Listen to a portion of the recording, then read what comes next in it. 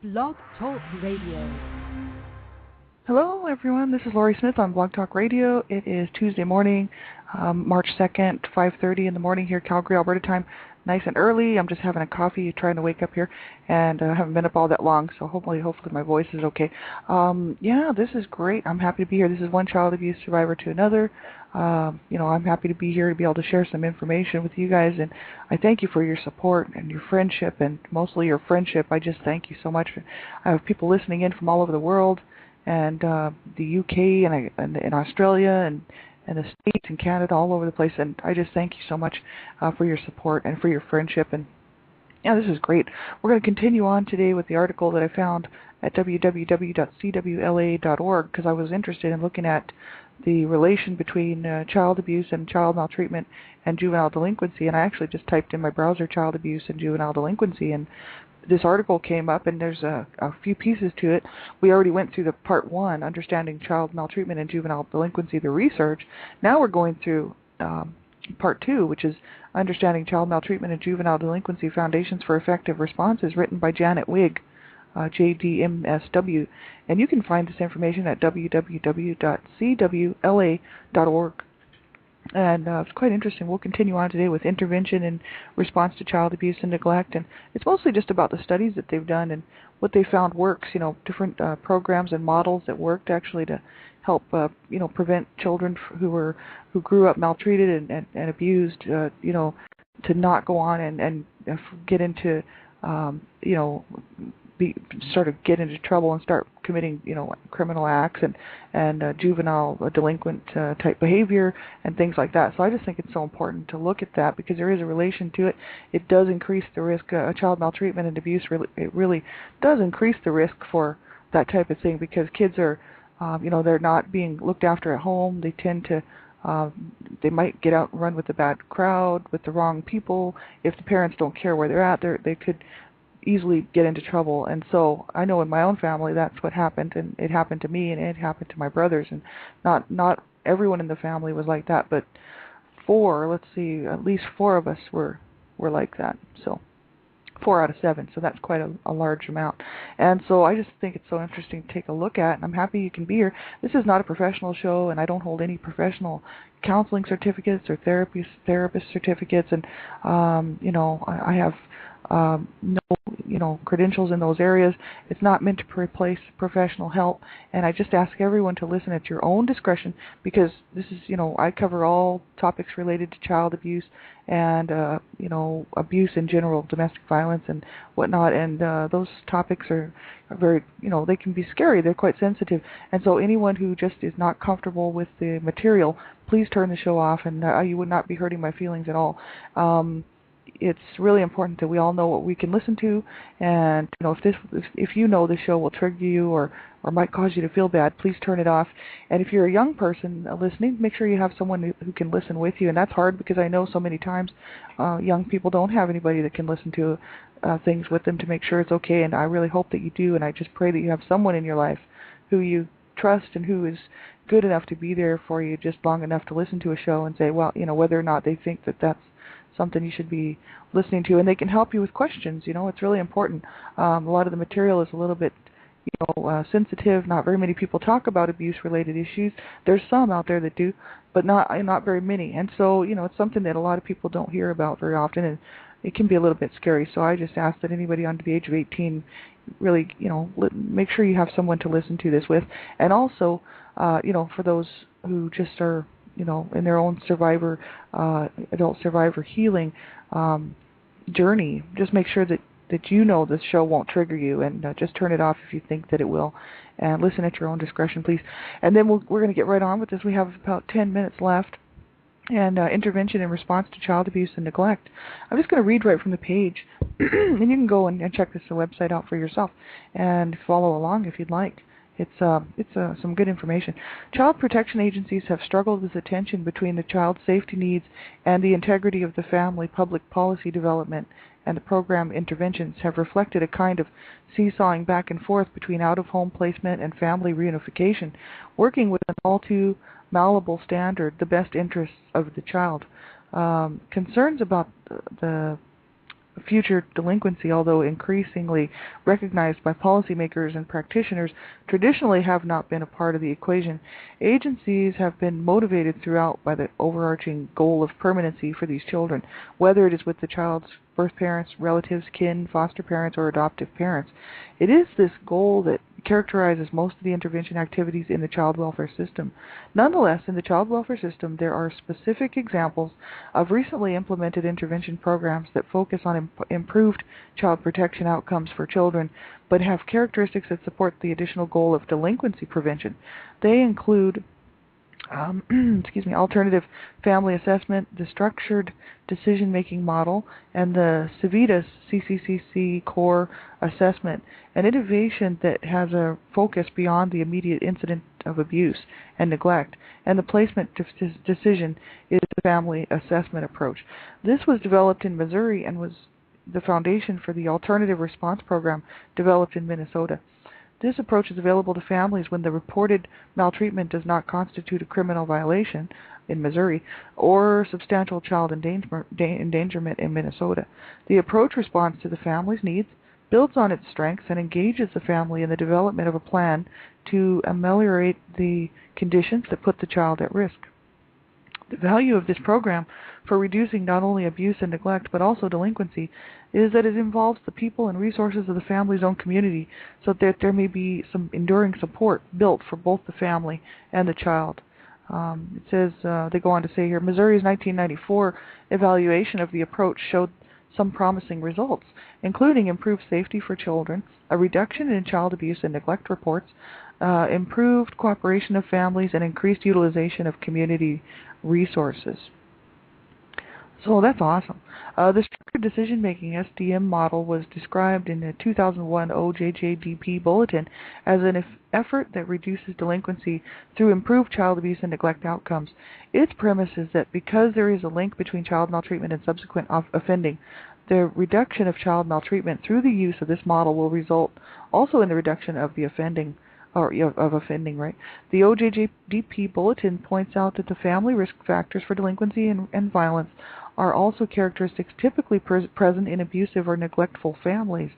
And it says, for instance, a failure to supervise and monitor children, excessive, severe, harsh, or inconsistent punishment, domestic violence, and caregiver substance abuse. This SDM model is a set of instruments designed to assist with each key decision point in a child protection case. It is not a substitute for worker judgment, but is designed to bring greater structure, objectivity, and consistency to child welfare practices.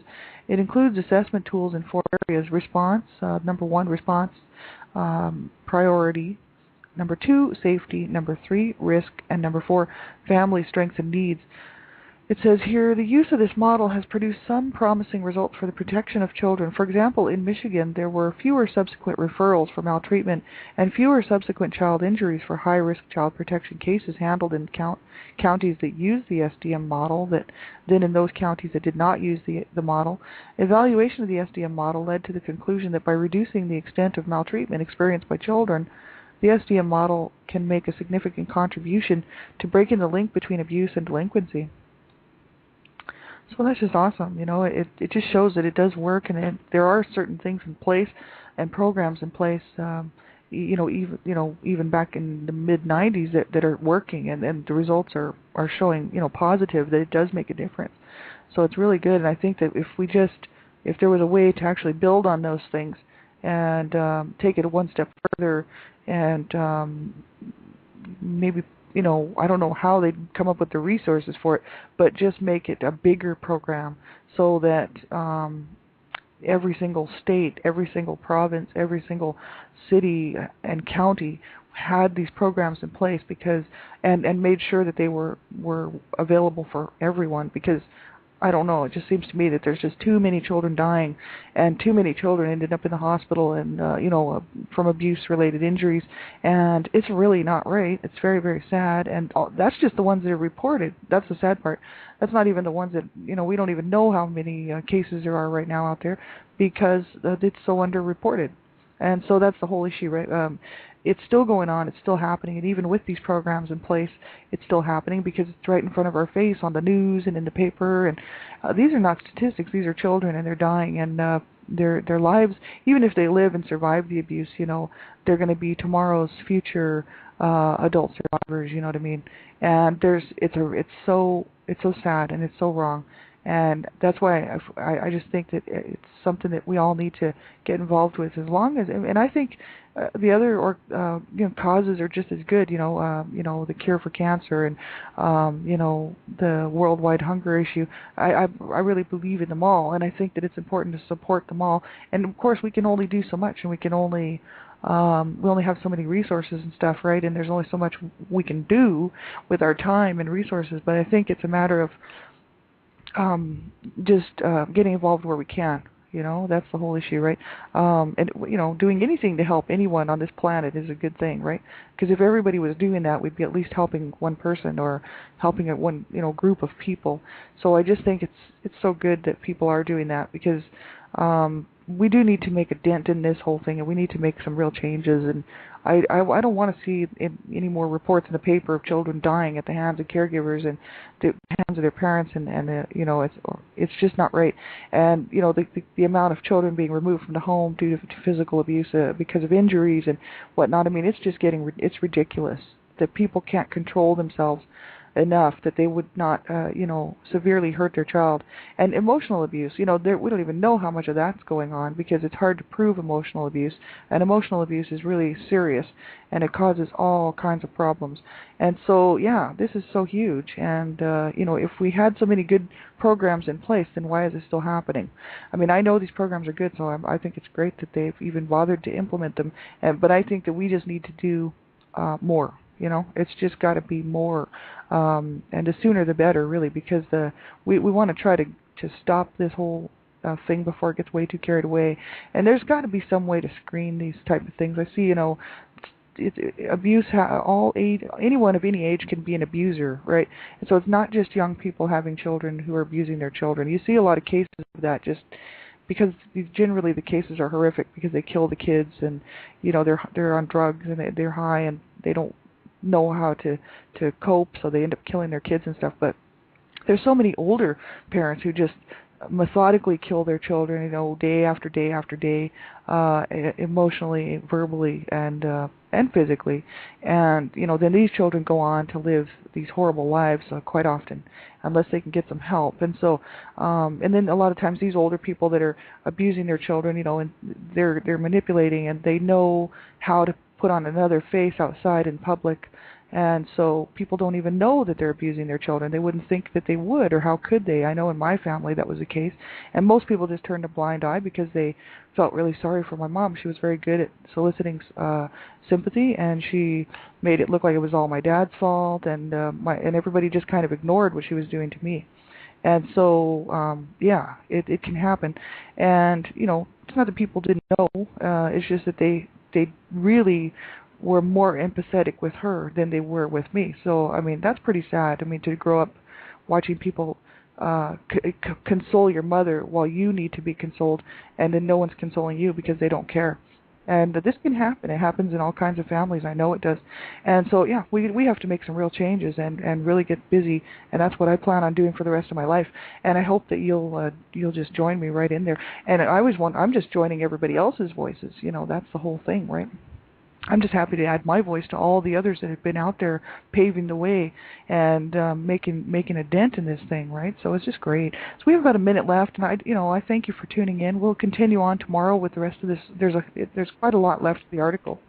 So we'll just continue on with it.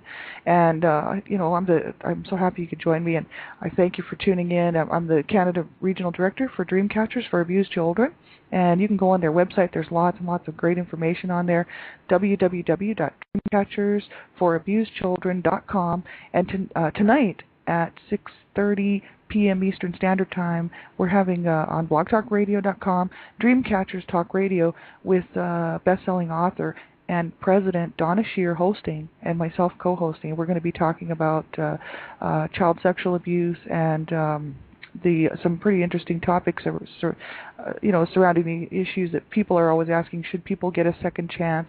Should an abuser get a second chance? There's lots of interesting topics coming up.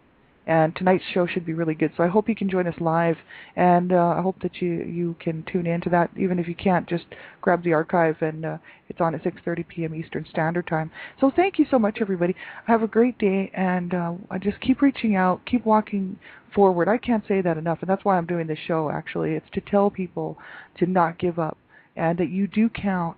You do matter. I mean, I'm pitching out money every month just to come and tell you this, because so many times we don't know that. People don't tell us that, and we're made to feel worthless, and that that we shouldn't be on this earth. And you know what? Yes, you should. You do matter. You do count, and you should have a good life. Everyone deserves it, and so everyone on this planet deserves to have a good life. Hang in there, my friends. Make sure you get a hold of me if you need something, and we'll talk to you tonight. Tonight I'll be on Dreamcatchers Talk Radio. I'll be back on tomorrow morning, 5:30. One child abuse survivor to another. Take care, everybody. Bye-bye.